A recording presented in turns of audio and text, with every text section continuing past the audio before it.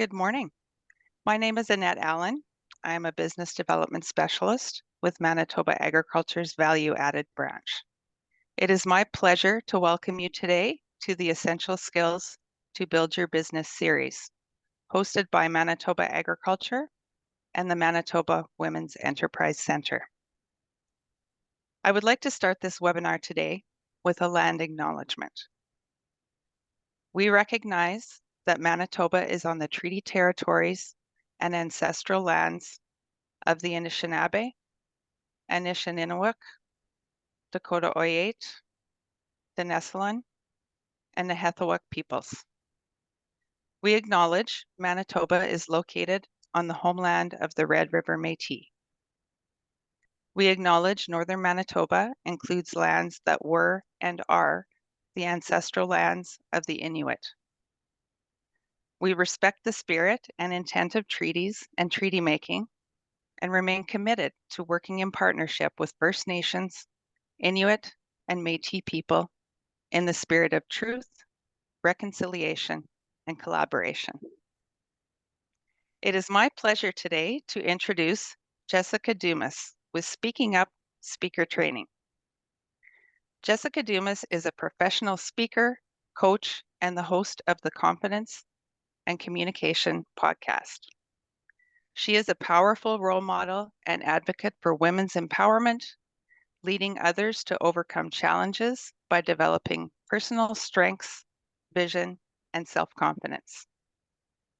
Jessica has served as chairperson of the Aboriginal Chamber of Commerce, was the first Indigenous female chairperson of the Winnipeg Chamber of Commerce, and in 2021, she was recognized for her professional expertise as a recipient of the Manitoba 150 Women Trailblazer Award from the Nellie McClung Foundation. In her presentation, Communicating with Confidence, Jessica will help us learn practical tips for writing effective presentations, mastering your body language, and captivating your audience. Take it away, Jessica. Good morning, and thanks so much for having me. I'm really excited to share my presentation with you. So I'm going to share my screen. I have some things that I put together that I will walk through.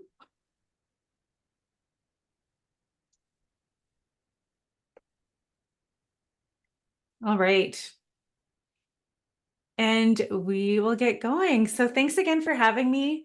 I have been doing the work of coaching specifically with speakers and presentations since 2019, but I've been a certified coach since 2013, not realizing that all the work that I was doing up to that point was preparing me for coaching speakers. And so I'm really excited to share this presentation that I have with you today.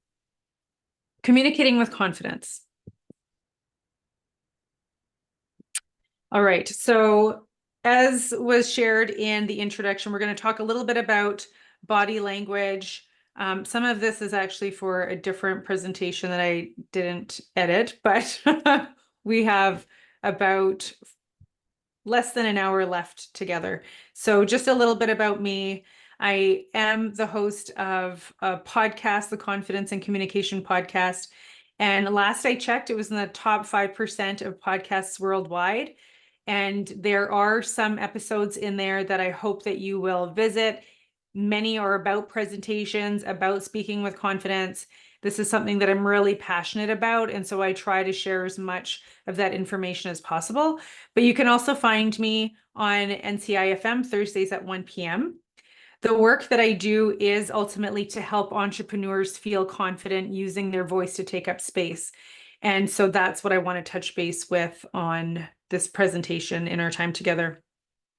And one of the questions, or two of the questions that people often ask me, the first one is, how did you begin speaking? How did you become a speaker? That one, of course, is a really long story, but I do contribute a lot of that to my volunteer work as chairperson for Indigenous Chamber of Commerce and the Winnipeg Chamber of Commerce. So volunteer work, I say everyone should do it. The largest group that I spoke in front of was in Winnipeg. And that was introducing Michelle Obama. And I also have a podcast on that. So if you're interested in that story, check that out. That was a lot of fun. All right. So as I became a life coach starting in 2013, learning about communication and how I wanted to communicate with people, how I wanted to feel more confident with people, I would sit in my office that was in the basement at the time, and it was a lot darker, and I didn't have any sparkly lights at the time. But I wanted to better understand communication, what that meant for me, and how I can use that to build confidence and then ultimately help my clients know and understand that for themselves. So, one of the things that I found was that communication actually happens in three parts. It happens with the words that we use, the voice and the tone, and or the tone of voice in how we actually communicate, and body language. And so I'm going to ask a little quiz question, and I'm going to invite you to just write this down. If we break those three parts down into three, one of the parts is 55%. That's a huge part of how we're actually communicating. And so I want you to write down, just on a notepad if you like, what do you think of these three is the 55%? And then secondly, what do you think is the 38%? And of course, finally, what do you think is the 7%? This is a fun little exercise that I like to tell lots of little stories, especially when I'm doing this in person or I have an opportunity to hear people yell things back. And the responses vary. People will think all different things. And sometimes I'll tell a couple of stories. And one of the stories that I'll share with you right now is to just imagine that you are at home, and maybe when you were younger, maybe there was a mom or an aunt or a grandma that was in the kitchen, because I mean that's where my grandma always was, and I was so happy to find her in there. But there was always a way to tell the type of mood that she was in, and it happened before she even said anything. And so I want you to think back to a time where you walked into anyone, and it doesn't have to be a kitchen, it could be any space, but we're already communicating with one another when you come into contact with another person, which there's also potential for conflict when you come into contact with another person. But out of these three things, before anyone ever says anything, you can already find out how people are feeling through their energy. And maybe you've already guessed it. And I wonder how many people have said that 55% is the words that we use. Because I'm just kidding. That's not the answer. The answer is body language. The way that we communicate already happens as soon as we see another person. And if this other person is, without saying words, again, if they are grunting or maybe banging something around, like you can tell by their body language and some of the tones that they're making that maybe they're not that happy. And it's the exact same thing if maybe they are really happy. Maybe there's that person back in the day that would show up to the office every day, and it's like, why are they in such a good mood? That was me. But it's our body language, it's the way that we're moving our body, the way that we show up, and before using any words, the tones or the sounds that we could be making. If we're in a good mood, we could be humming, we could be just having a more of a cheerful tone. And this is huge when it comes to communication. So much is already happening before we start talking, before we start using any words.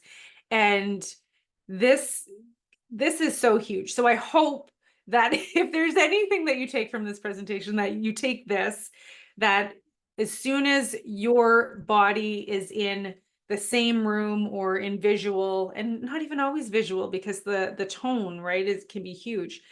As soon as there's another person present, you're already communicating. And if you are an entrepreneur and you want to talk about your business and you want to sell something in your business, sometimes these things can make us feel like, ew, like especially selling, right? Because I work with entrepreneurs, I coach entrepreneurs in selling services and selling your talks, which is getting paid to speak on stage. And when we start talking about sales, it makes our body kind of want to cringe. So put your hand up if that's you. And by the way, if you have any questions throughout this presentation, feel free to put them in the chat, but we're going to have some time at the end of the call to get to some of those questions.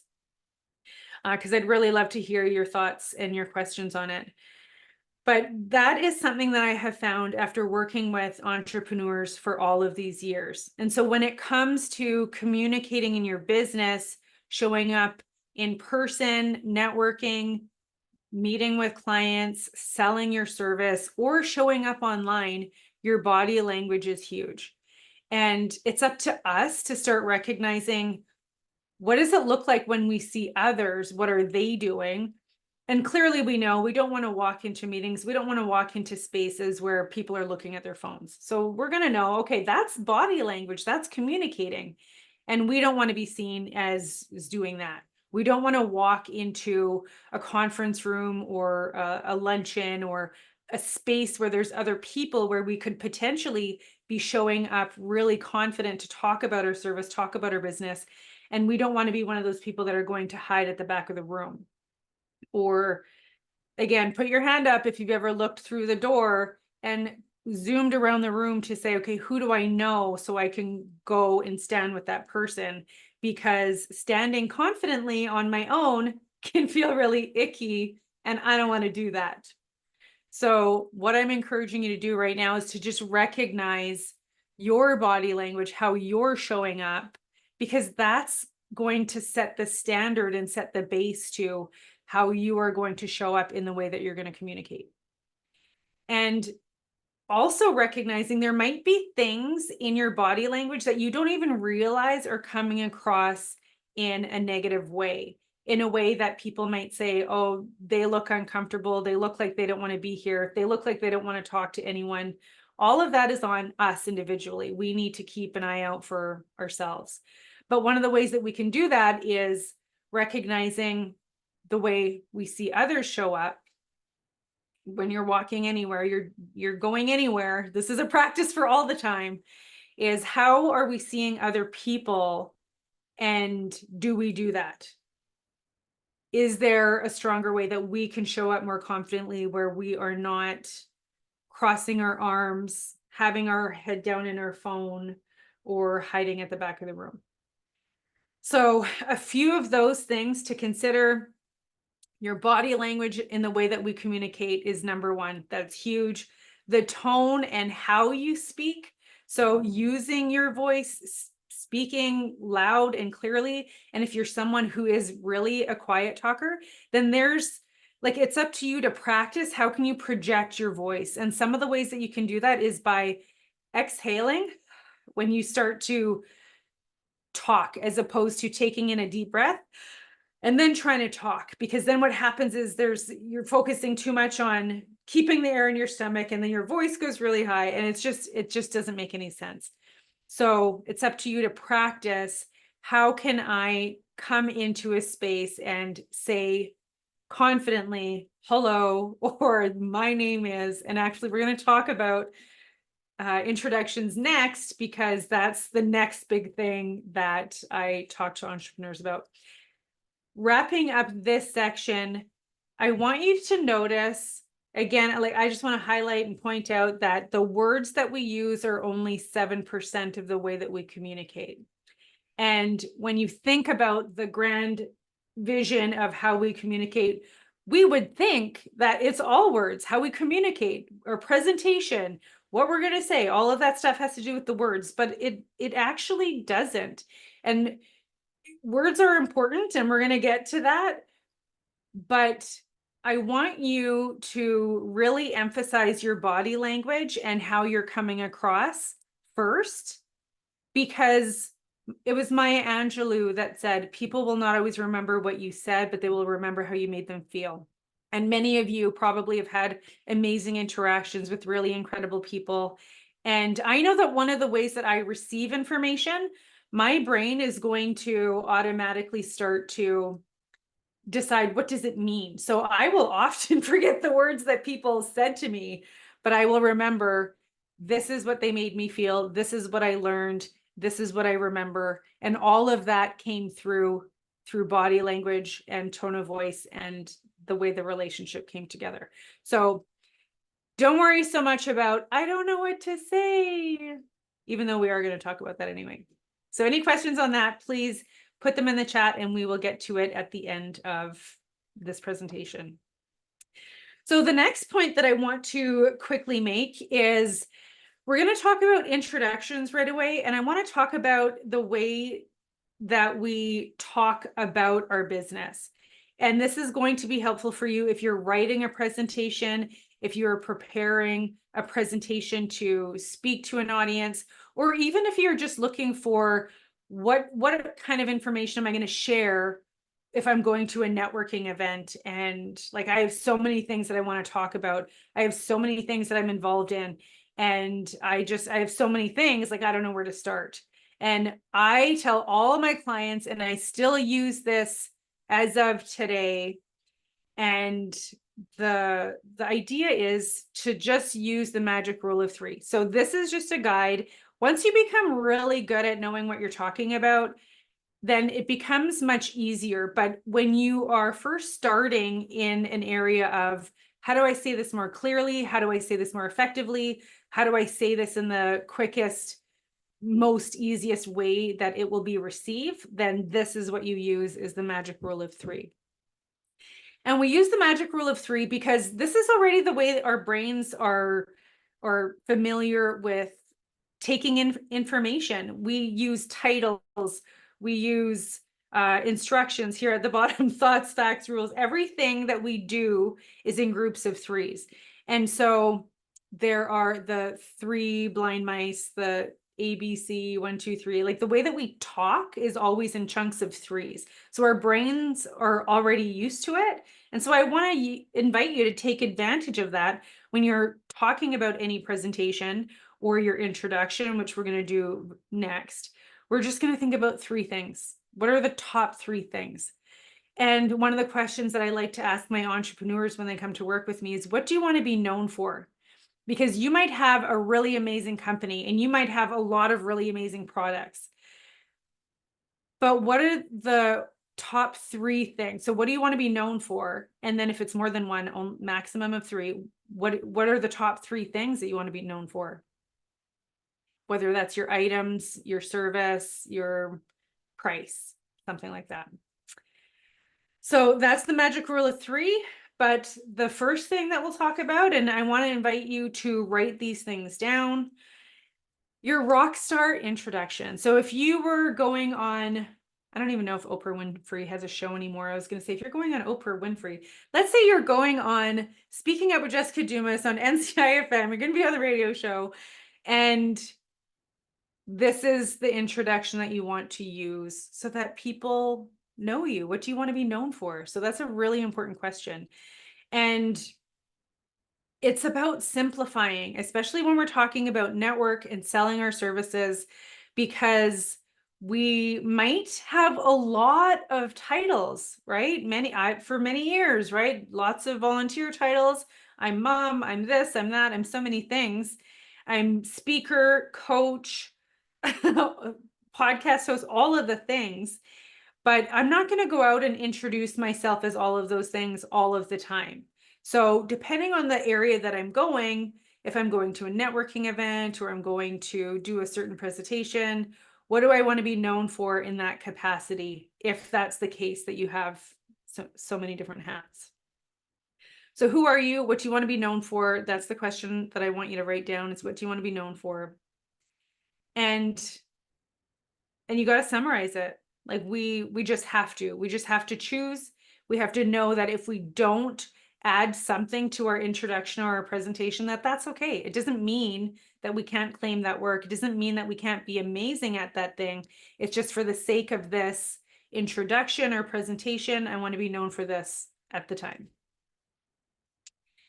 And this is another thing that introductions are for planting seeds. So there have been many times where I have maybe come on a Zoom meeting, or I've gone out to meet a group of people, and they feel the need to share their introduction in like similar the way they would present their resume, and jump into stories and talk about why they do what they do, and why they're in their business or why they do a certain thing. And I just want to remind you, and I know that the people who don't want to do that, they're probably not the ones listening. The ones who probably need to hear it the most is um, it's not the time for storytelling. And the reason it's so important for me to say that is that I know that there's still sometimes people who first of all, they're just like, I don't know what to say. And I just sort of jump in and I can't stop talking, or or they're just taught this is what we share when we go to someone's place. We have to tell them where we came from, why we're here, and all of those things. But introductions should be short and concise. The way that we take in information in 2024 and going forward is significantly different than the way that we took in information in 1950, when we went from radio to television, and then all of the different ways that we've received information and access to anything that we want a lot quicker, such as transportation, microwave, so getting our food quicker, drop shipping, or like 24-hour Amazon, or whatever that case might be. I don't even have to leave my house. I can get groceries after this call and have them in my house so that I can prepare for dinner today. Like, the way that we access information and the way that we get what we want comes really quickly. And so when it comes to our introductions and talking about who we are, we really need to shorten that length of time that we're doing that and get really quick to the point, because people's brains are already moving. Think about how quickly you scroll. If anyone on here likes Instagram Reels or TikTok, right? We scroll really quickly, and we also want our information when we're communicating in person. We want it quicker. It's helpful, it's nice, it makes it fun to communicate with each other when we are not dragging people into a story. So how do we do that? We have three points that we're going to make. And so this is something for you if you've ever said, I don't know what to say when I introduce myself. And so as an entrepreneur, you want to know, what are you there to sell, right? And I'm really big on believing that if you are an entrepreneur that is showing up to sell a service, that you shouldn't be ashamed to sell your service. And again, we're going to get to that. Our introduction. So 5 points altogether, 3 major points in the middle. And the first one is, hi, my name is, and then who are you? So you can use your title, you can use your the name of your company. You can make that sound like whatever you want, but it should really just be one sentence. Hi, my name is Jessica. I'm the facilitator here today. That's something that I might say. And then 3 points. And I'm gonna just skip right to the next slide right there. So your name, the title, where you fit into your community. So I've done this very same presentation with students, and I will invite them to say, I'm a member of this committee, I'm in my first year of so-and-so, and that's your title. And then up to 3 relevant statements of why you're here. So what connects you to community? And again, what do you want to be known for? So I'm just going to go back to my previous slide. So 3 points that I might make is, I'm the host of the Confidence and Communication podcast. I focus on helping entrepreneurs use their voice to take up space, and I do this through coaching and training. And then the last point, and I'm just going to again go to the next slide, is just a quick closing and a thank you. This just helps our brain know, okay, I'm done talking, which is really helpful because it helps other people know that you're also done talking. If you've ever been in a meeting where you're going person to person per table, or however that goes sometimes, when a person is done talking and we don't often let the other person know, the room is just kind of waiting, like, okay, are you done? And then you have to literally ask them, are you done? And so the little closing end is just, is just that, is just to help others know that you're finished and to sort of let your conscience off, just give them a little break. Like, okay, I did it, I'm done. So that's how you write your introduction. Feel free to take a screenshot or write that down. It's just these three little points, and that's all you need for an introduction. We don't need to go into long stories when it comes to networking and our introductions. It is about just planting seeds. So your three relevant statements, make them really cool, make them really fun, make them fun enough so that when someone listens to it, they are going to come back up to you and say, well, tell me more about this. And none of this, I have nothing cool or fun to say, because many people, many of the entrepreneurs, many people that come to me for coaching, speaker coaching or confidence coaching, will say, like, I have nothing exciting about me, there's nothing interesting about me. But your life is different than someone else's, and that alone is interesting enough for people to want to come to you. Okay, again, any questions, leave them below. Okay, so what are three things that you want to be known for? That's what you can include in your introduction. And if you don't know, how do you expect anyone else to know? If you want to be known for a thing, you got to go out there and tell people that this is who you are. When I became a certified life coach in 2013, no one knew what a life coach was. I found the training, I was on Google, I came across it somehow, and I was like, oh, this looks really interesting to me. And I didn't know what a life coach was. Tony Robbins was probably, the most known for sure, and maybe the only known at the time life coach. And I took the training, and I decided I'm going to tell myself and I'm going to tell other people that I'm a life coach. And it was really scary because there were times where I didn't even know what that meant. But the fun part now, I realized, was being able to get to create it on my own. But ultimately, if I didn't tell anyone that I was a life coach, no one would have ever known me as a life coach, because no one, like same thing with any position. Like, how do you expect anyone else to know? Your success is intentional. It's up to you to put it out there. So there's that. What else do I have in here? Okay, so this is more fun. I love talking about these things. So as an entrepreneur, as a presenter, is someone selling a service? Ultimately, it's up to you to talk about what problem are you solving. And I don't know if I have it already in this presentation or not, but one of the things that I also want to talk about is you need to be comfortable repeating yourself. So if you're selling a service, if you're selling an idea, if you're selling something, it's really important for you to get comfortable repeating yourself. You should be repeating yourself. When I was a little girl, does anyone remember the Kit Kat commercial? Give me a break, break me off a piece of that Kit Kat bar. I didn't know I'd be singing today. That is good advertising because it came on. I don't know how many times I'd heard it on TV, but it was just like I knew the jingle, I knew the words. When I went to the store and saw the Kit Kat bar, I'm playing the song in my head. Like, I knew this jingle. That's marketing.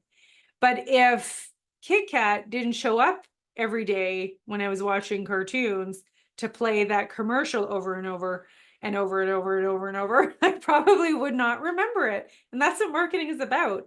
And it's up to us now as people to show up and talk about our stuff over and over and over. So what do we talk about? We talk about the problem that we're solving.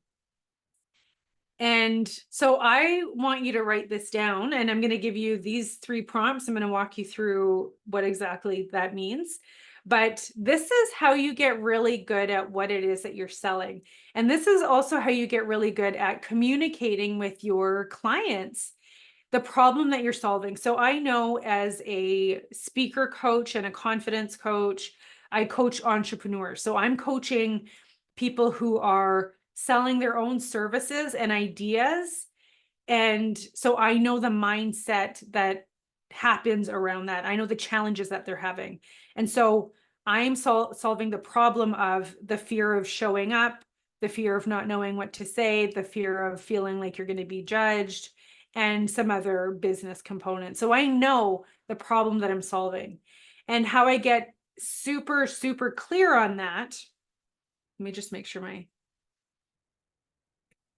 my slides have the right question. Is what are people thinking?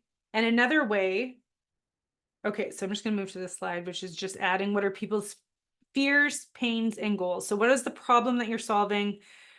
And when you think about your clients, and I want you to think about the clients that you most want to work with, the clients that you have had experiences that were just like the best outcome, the best possible outcome.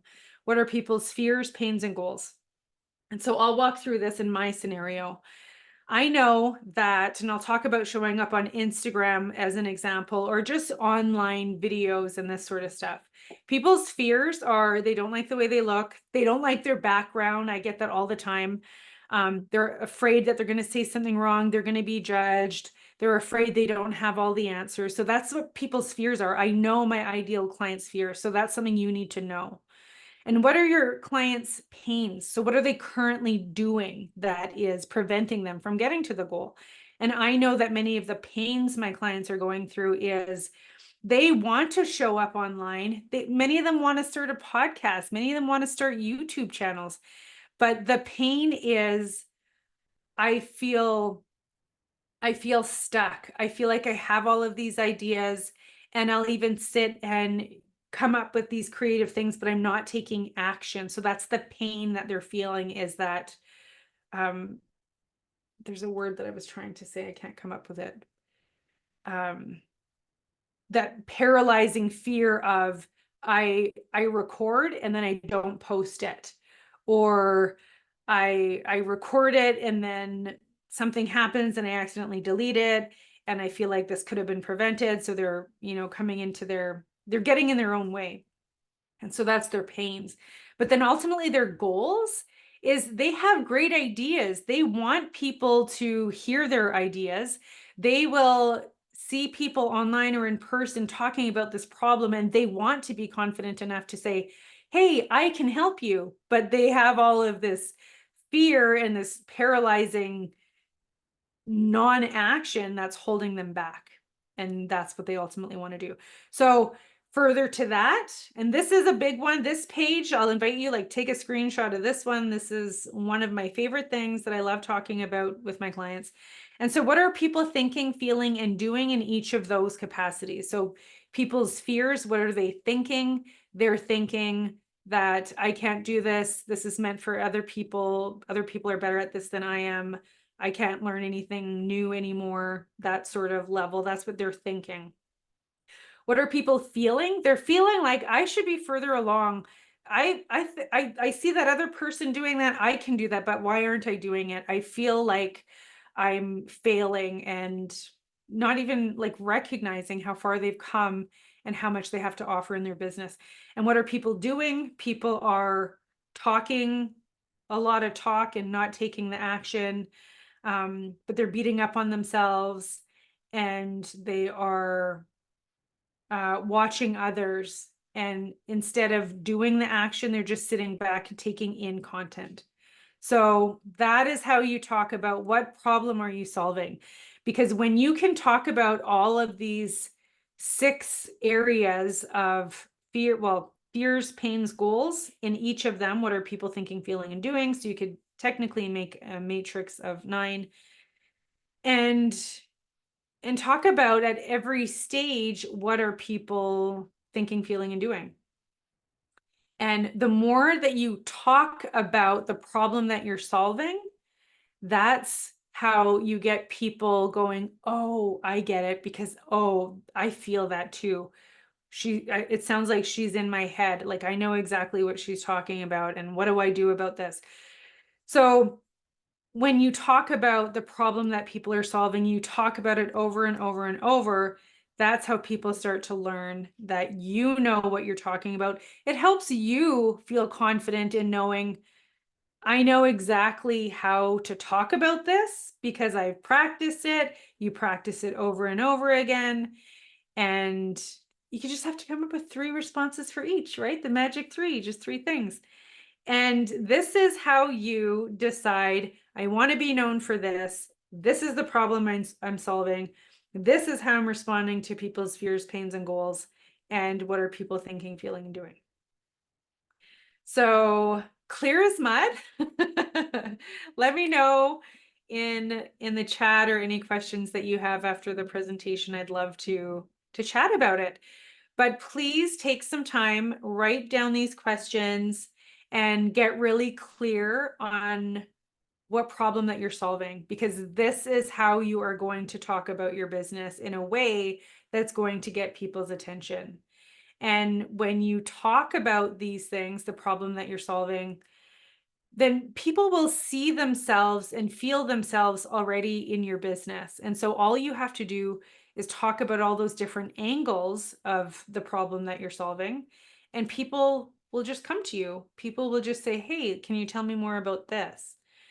And I've seen many entrepreneurs in person and online who they're really proud, they really love their service or their product, and they don't know how to sell it because all they're saying is like, look at this beautiful product.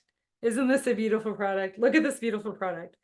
And it's great, and we should celebrate. We do need to love the service and the products that we're offering. But if we don't know how to communicate it to other people, then they're going to have a more difficult time finding a reason to come to you. So when you talk about the problem, then you are giving them the reason to talk to you. And it's not about using other people's weaknesses for making money, right? Because sometimes that's the people will say, well, then I feel like I'm being greedy. I feel like I'm using people's weaknesses to benefit. And that's a really negative way to look at the language that you're using, because ultimately, with most of our businesses and our services, we are solving a problem, and it's about solving the problem for the client. You wouldn't have that business to solve the problem if they didn't have the problem. So it's not about, you accessing someone's money for their weakness. It's saying, I'm really passionate about you not having that problem. This is the solution, even though the language is this way. So it's, let me know if there's any confusion around that. But that's why we get into business. We get into business to solve problems because we want to make the world a better place. And sometimes that's not really understood when it comes to marketing and communicating. So that's talking about what problem are you solving. All right. And so that's what I have to share with you. And I did want to give opportunity that if there were other questions that anyone had, I'm happy to answer any questions. So if there's any questions from the audience or any of the moderators, I'd love to hear about it. And Excellent. Thank you so much, Jessica. That was a really great presentation. Thank you. I think it probably asked a lot of questions as we were going to begin with. I do have one comment I'd just like to add here while people can type sure. their questions into the Q&A tab that's in their Zoom toolbar. Okay. So it was just a comment applying to the food world and things like what problems does your food product solve? What Mhm. might consumers like about your product? What is your consumer or retail pain point, and how does your product or business solve that? So it was kind of connecting to the food business there based on your 3 points that you were making. And this is, basically just a comment. So I think that is helpful as well. Sure. Yeah, it would probably be helpful for me to see it, but if you're saying it was just a statement and not so much a question, then yeah, Yeah. thank you. So I have one here. Many of our clients are food producers. Does anything specific come to mind for you that would be food business specific? Yes. So you are helping people save time. You're helping people with convenience. You're helping people want to eat good food. People want a good presentation. So depending on the type of food service, what is like, why are people calling you? So you have responded to calls, and me not knowing anything about the business, that's the area that I would focus is convenience. Yeah, just people really enjoying the food. That's a need in the world. It is. So amazing. Excellent. I do have another one. How do we handle the difficult person in the audience or even the one that isn't quite sold on what you have? How can you try to sway them? Okay, that's a good question too. I kind of need a little bit more context. Um, okay, wait, and I just want to bring the question back up in front Oh, of me. sorry about that. That's It's in the okay. answer tab. Sorry. Okay, so even one that isn't quite sold on what you have, how can you try to sway them? Again, like I feel like I would need a little bit more context, but sometimes it's asking more questions because maybe they're not, your presentation is not answering their need. So what is their need? Not being afraid to say, can you tell me more about that? And also knowing we can't please everybody also. So there's kind of three different points. Okay, great. And if you have any questions, oh, I have another one here. Come open. What would specific pain points for your clients be in retail? All right, for retail. So again, like more context would be helpful. Is it like a woman's retail? Is it like shoe retail? Like that would be helpful to know. But pinpoints might be, and again, I don't know what kind of service that you're offering, but people, we need clothes. We like certain fabrics. We like to know that we're maybe on trend or fashionable. Um, and so people's pain points is like, do you hate shopping? Do you not know how to find something that fits your body size? So depending on the type of retail. Yeah, so a comment was food retail, grocery stores, food retail. Okay, so pinpoints or pain points for a grocery store. So everybody needs food. Um, and like just thinking about what do your clients want? What do they need? So we want food, we want freshness, we want convenience.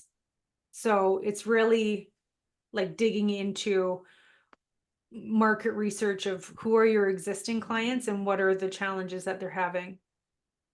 Excellent. Okay. I do lunch and learns for my personal training business and my health food business. During the Mm. presentation, I often encourage active engagement from the audience attending. Is that something you suggest? And of so, how much? Ooh, that's amazing. I love that question. And I think as much as possible because you want to communicate consistently with them. People like to know that they are being facilitated, which means let's have a conversation, a guided conversation, as opposed to be just being talked to. So I would say keep your talk and like talking time to like 5 minutes if you can, and then throw in those questions of engagement. Excellent. Thank you. I don't see any more questions coming in right now. If we do get late questions, just as we're wrapping up, I can send those questions off for some further looking into that if you like. Um, Yeah. Annette, if you'd like to come back on, that would be perfect timing.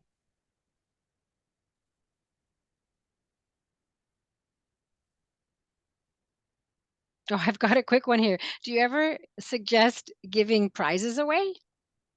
I think if that's something that you like to do and you want that to be a part of your presence, like, oh, Alistair's having this presentation. He always gives prizes. Let's go. That if you want that to be you, then absolutely. It's a great question. Okay, Annette, I think your mic is on again. There we go. Am I on, Lori? You bet. Okay, great.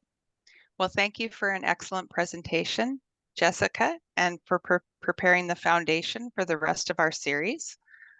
Communication is certainly a key foundational building block for all the remaining topics and our essential skills to build your business series. So thank you for that. I thank you all for your participation today, and we look forward to seeing you again next week for our second session with Joanne Zook on mastering negotiation. Have a great day. Thank you. Bye.